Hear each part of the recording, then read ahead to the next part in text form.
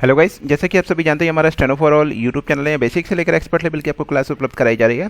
आज ये 12/6/2021 की फर्स्ट डिक्टेशन है। इसके बाद में दूसरी डिक्टेशन के बाद में आप तीसरे हमारे गूगल मीट के लिंक के माध्यम से जुड़कर अपनी डिक्टेशन को पढ़ सकते हैं। अपनी स्क्रिप्ट को सभी स्टूडेंट के सामने पढ़ सकते हैं। आपकी जो भी गलतियाँ होंगी आपको पता लग जाती हैं।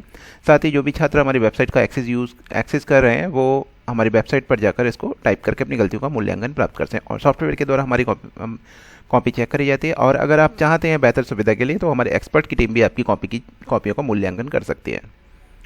चलिए शुरू करते हैं आज की डिक्टेशन। रेडी?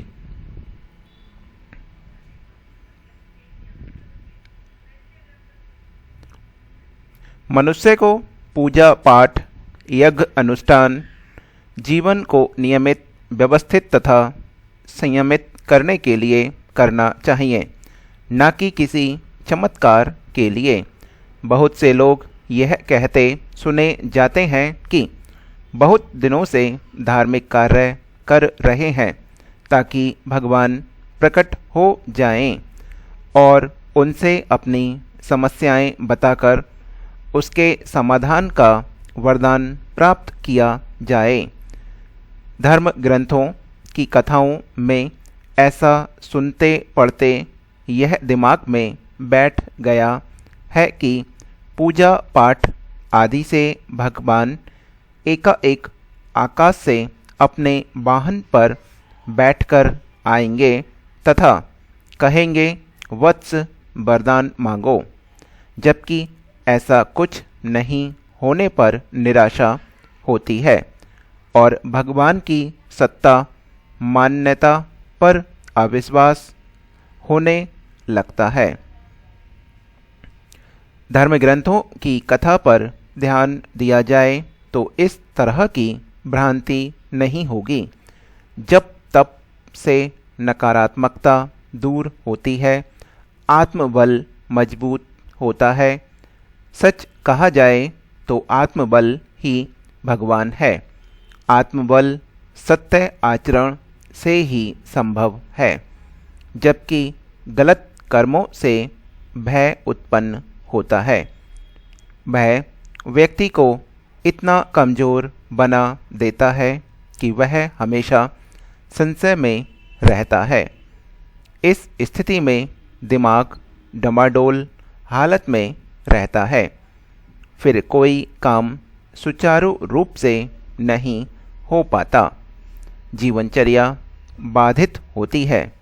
जिस प्रकार से बादलों से घिरे सूरज से प्रकाश नहीं मिलता, उसी प्रकार दुर्गुणों से घिरे मन से ऊर्जावान विचार नहीं जन्म लेंगे।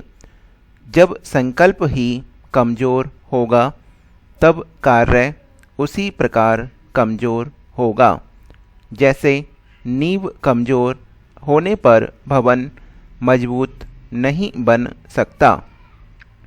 भगवान की पूजा करते समय सद्गुणों को अपनाने पर जोर देना चाहिए, जो मनुष्य से देवता बनाने की राह पर ले जाएं।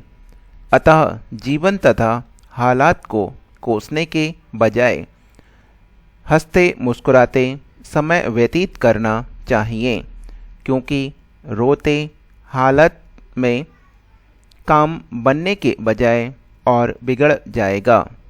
वीर भोग्य वसुंधरा का आशय ही है कि प्रतिकूलताओं को झेलने में जो दक्ष है, धरती पर हर प्रकार की उपलब्धि हासिल होकर रहती है।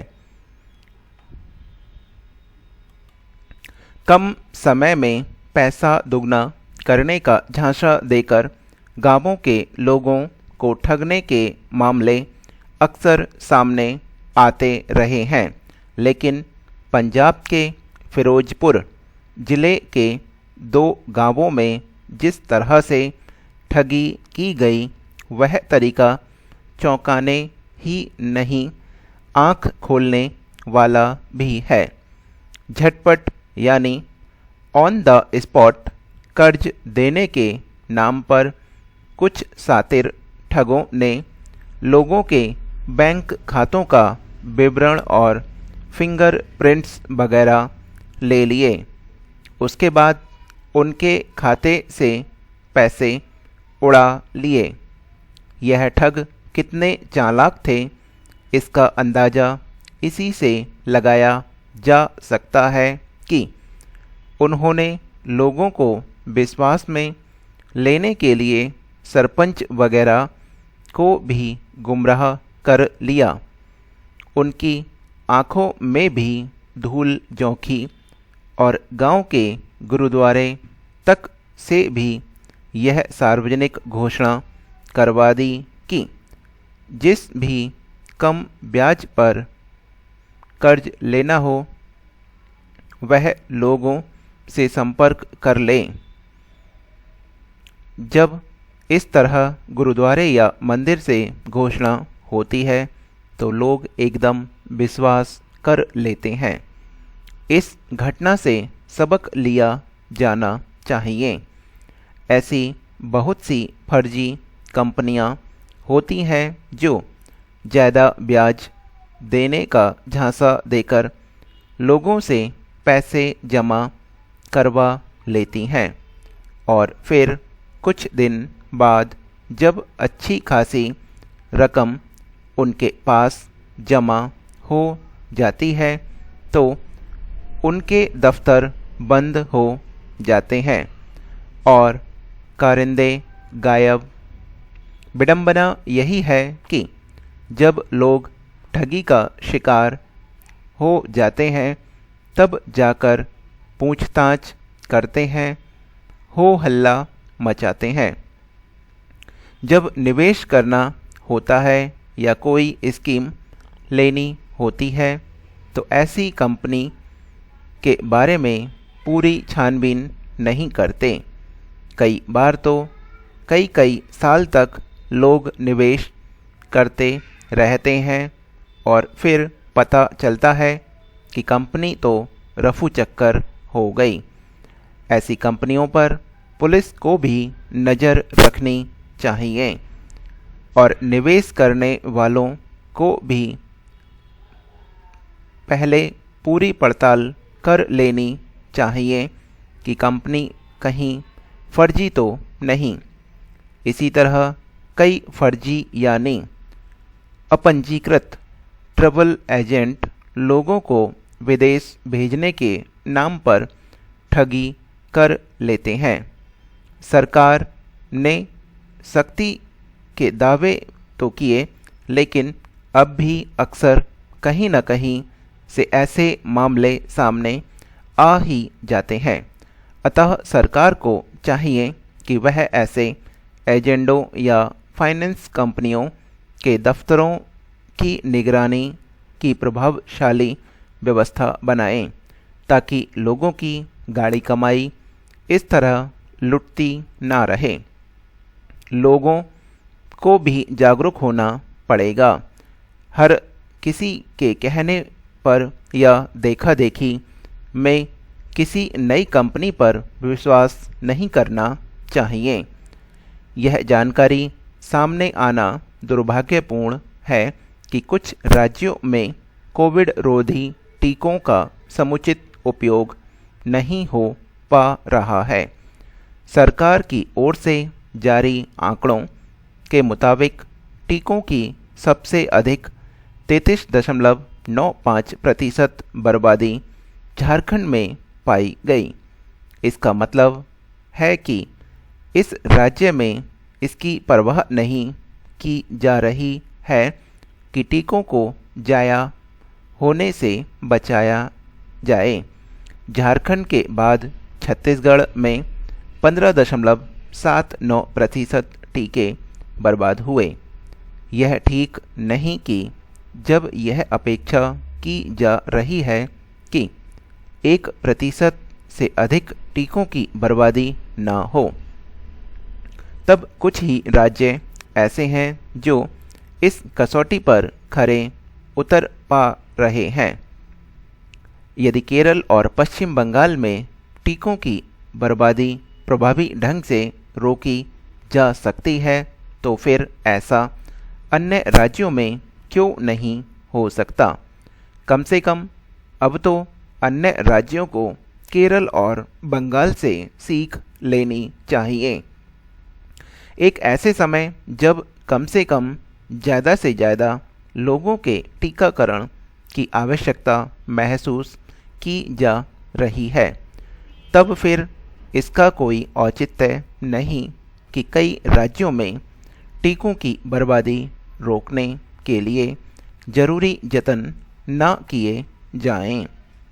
हालांकि केंद्रीय स्वास्थ्य मंत्रालय ने राज्यों को निर्देश दिए हैं कि वे टीकों की बर्बादी रोकें और यह सुनिश्चित करें कि उनकी वायरल खुलने के 4 घंटे के अंदर उनका उपयोग सुनिश्चित किया जाए। लेकिन यह कोई ऐसा काम नहीं जिसके लिए बार बार निर्देश जारी करने पड़े। अब जब टीकाकरण केंद्रों में सीधे जाकर पंजीकरण कराने की सुविधा प्रदान कर दी गई है, तब फिर यह शिकायत भी दूर हो जानी चाहिए कि लोगों के समय पर न पहुंच पाने के कारण टीके बर्बाद हो रहे हैं। टीकों की बर्बादी रोकने के साथ ही इसकी भी आवश्यकता है कि लोग स्वेच्छा से टीका लगवाने के लिए आगे आएं। यह ठीक है कि कुछ जगह टीकों की कमी महसूस की जा रही है, लेकिन जहां कमी नहीं है वहां भी टीका लगवाने के लिए प्रति वैसा उत्साह नहीं दिख रहा जैसा अपेक्षित है। लोग टीका लगवाने के लिए उत्साहित हों, इसके लिए राज्य सरकारों और उनके प्रशासन को सक्रियता दिखाने की जरूरत है। एक तो टीके से जुड़ी भ्रांतियों को खत्म किया जाना चाहिए और दूसरे लोगों को टीकाकरण के लाभ से परिचित कराया जाना चाहिए। यह काम इसलिए करना होगा क्योंकि ग्रामीण इलाकों के साथ साथ शहरी इलाकों में भी टीके के प्रति उत्साह व अभाव दिख रहा है। इस अभाव का कारण अज्ञानता भी है और अफवाह भी। यह हमारी डिक्टेशन समाप्त हो गई। जो भी पढ़ना चाहते हैं इसके बाद दूसरी डिक्टेशन के बाद में पढ़ सकते हैं।